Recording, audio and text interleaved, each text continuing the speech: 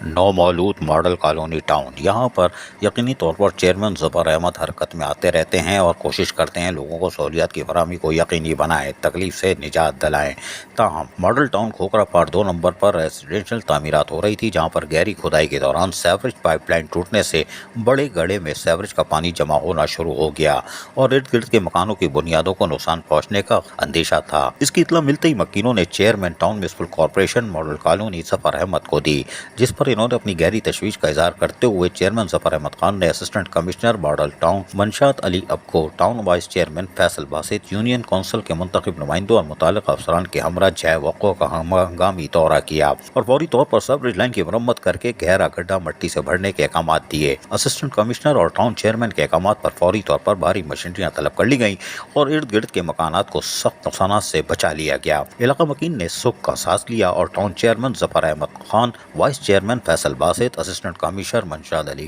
اور union council کے chairman Waseem Mirza اور دیگر سے اظہار تشکر کیا کہ انہوں نے آ کے ہمیں بڑی تباہی سے بچا لیا۔ یقینی طور پر نومولود ماڈل کالونی ٹاؤن میں جہاں پر لوگ وسائل سے 4 سال یعنی 2016 سے محروم تھے اور منتخب نمائندوں کے دور میں بھی کائیں کر کے پریشان ہو کے بیٹھ جاتے تھے، اس لیے کہ وہ فرعونیت کا دور تھا۔ بہرحال اب جماعت اسلامی کے ناظمین ہیں اور یقینی طور پر یہ نہ کائیں کرتے ہیں اور نہ آنسو بہاتے ہیں، یہ صرف کام کرتے ہیں اور اب یقینی طور پر ماڈل کالونی ٹاؤن کے لوگوں کو یقینی طور پر سہولتوں کی فراہمی میسر ہوگی اور اس کے لیے تمام تر کاروائیاں عملی طور پر جاری ہیں، گرچہ کہ وہ اختیارات نہیں ہیں، لیکن فی الحال عید الاضحیٰ کے کامیاب ٹاسک کو مکمل کرنے کے بعد اب لوگوں کو سہولیات کی فراہمی میں بھی چیئرمین ظفر احمد خان ہوں یا فیصل باسط ہوں یا یونین کونسلز کے چیئرمین ہوں اور کونسلرز ہوں، خواتین کونسلر ہوں، عملی طور پر میدان عمل میں ہیں اور یہی تو لوگ چاہتے ہیں۔ عزیز عارف، KBS بلدیاتی نیوز کراچی۔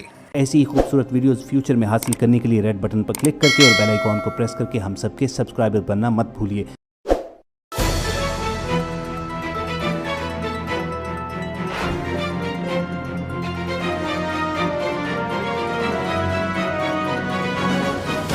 KBS بلدیاتی نیوز۔